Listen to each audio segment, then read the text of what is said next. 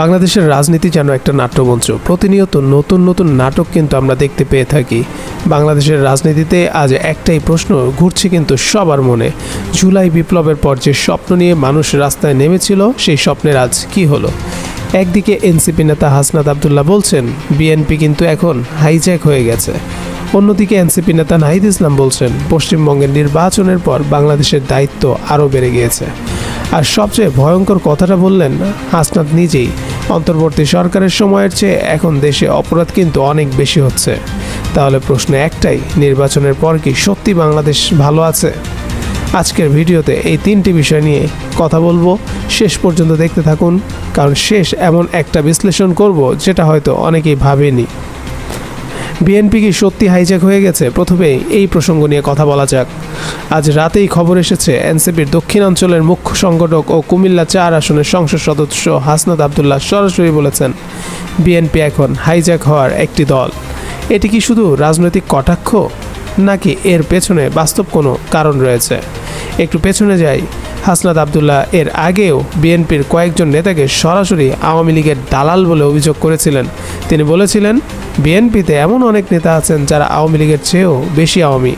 এখন প্রশ্ন হলো, বিএনপি কি সত্যি পরিবর্তন হয়েছে, নাকি ক্ষমতায় আসার পর পুরনো রোগ আবার মাথা তুলে দাঁড়িয়েছে? জুলাই বিপ্লবের সময় মানুষ চেয়েছিল একটা নতুন রাজনৈতিক দল, একটা নতুন রাজনীতি, কিন্তু ক্ষমতায় এসে সেই পুরনো সংস্কৃতি কি আবারও ফিরে আসছে? হাসনাত বলেছেন দেশের রাজনীতি এখন মিডিয়া, ব্যবসায়ী আর মাফিয়া চক্রের নিয়ন্ত্রণেই কিন্তু চলে গেছে। জনগণের প্রকৃত প্রতিনিধিত্ব তারা কিন্তু হারিয়ে ফেলছে। এই কথাগুলো কিন্তু খুবই সাধারণ কথা না। একজন সংসদ সদস্য যিনি নিজেই সরাসরি জোটের অংশ, তিনি যখন সরকারের বিরুদ্ধে এভাবে কথা বলছেন তখন বুঝতে হবে এর ভেতরে কিছু না কিছু একটা ঘটেই চলেছে। অন্তর্বর্তী সরকারের চেয়ে এখন অপরাধ বেশি হচ্ছে। এই মন্তব্যে 5 মে কুমিল্লা একটি মতবিনিময় সভায় হাসনাত আবদুল্লাহ এমন একটা কথা যা অনেকেই মানতে পারছেন না। অন্তর্বর্তী সরকারের আমলের চেয়ে এখন দেশে অপরাধ অনেক বেশি হচ্ছে। আইন শৃঙ্খলা পরিস্থিতি প্রতিদিন অবনতির দিকেই যাচ্ছে। ভাবুন তো একবার, নির্বাচিত সরকার এসেছে মাত্র 3 মাস হলো, আর এরই মধ্যে একজন সংসদ সদস্য বলছেন অবস্থা কিন্তু আগের চেয়েও খারাপ হয়েছে। এটা কি শুধুই বিরোধিতা, নাকি রাজনীতি, নাকি মাঠের বাস্তবতা? সাধারণ মানুষের কথা শুনলে বোঝা যায় রাস্তায় ছিনতাই বেড়েছে, চাঁদাবাজি বেড়েছে, স্থানীয় পর্যায়ে দলীয় প্রভাব দেখানোর প্রবণতাও কিন্তু বেড়েছে। হাসনাত আরও বলেছেন বিচার বিভাগ, আমলাতন্ত্র আর পুলিশে যে কাঠামোগত পরিবর্তন বা সংস্কার দরকার ছিল সেটা কিন্তু এখনও হয়নি। এখানে একটা গুরুত্বপূর্ণ প্রশ্ন চলেই আসে, বিএনপি সরকার কি আসলে সংস্কার চায়, নাকি ক্ষমতা পাকাপোক্ত করে তাদের এই লক্ষ্যেই কিন্তু তারা সরকারে এসেছে? জুলাই বিপ্লবের শহীদরা রাস্তায় জীবন দিয়েছিল একটা সিস্টেম বদলের জন্য। সেই সিস্টেম কি আদৌ বদলাচ্ছে, নাকি অপরিবর্তিতই থাকছে? প্রশ্নটা রেখে গেলাম। পশ্চিমবঙ্গের নির্বাচন ও বাংলাদেশের নতুন যে দায়িত্ব, এই প্রসঙ্গে এনসিপি নেতা নাহিদ ইসলাম গতকাল 7 মে চট্টগ্রামে এনসিপির আহ্বায়ক ও বিরোধী দলীয় চিফ হুইপ নাহিদ ইসলাম বললেন পশ্চিমবঙ্গের নির্বাচনের ফলাফলের পর বাংলাদেশের দায়িত্ব অনেক বেড়ে গেছে। পশ্চিমবঙ্গে কি হয়েছে? সেখানে মুসলমানদের উপর নির্যাতন ও ভোটাধিকার হরণের অভিযোগও কিন্তু উঠছে। নির্বাচনের পরও সংখ্যালঘু সম্প্রদায়ের উপর আক্রমণের খবর কিন্তু আসছে।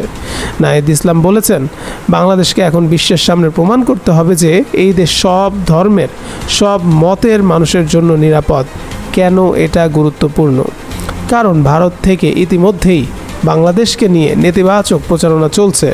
সংখ্যালঘু নির্যাতনের অভিযোগ তুলে আন্তর্জাতিক মঞ্চে বাংলাদেশকে কোণঠাসা করে রাখার চেষ্টা করা হচ্ছে।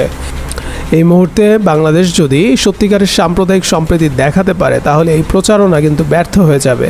কিন্তু সেখানে আসে আসল সমস্যা, দেশের ভেতরেই যেখানে আইন শৃঙ্খলার অবনতি ঘটছে, যেখানে আইন শৃঙ্খলা ঠিক নেই, যেখানে বিএনপির মতো দল হাইজ্যাক হয়ে যাচ্ছে বলে প্রশ্ন উঠছে, তখন সাম্প্রদায়িক সম্প্রীতি রক্ষার কথা বলাটা শুধুই কথার কথা মাত্র।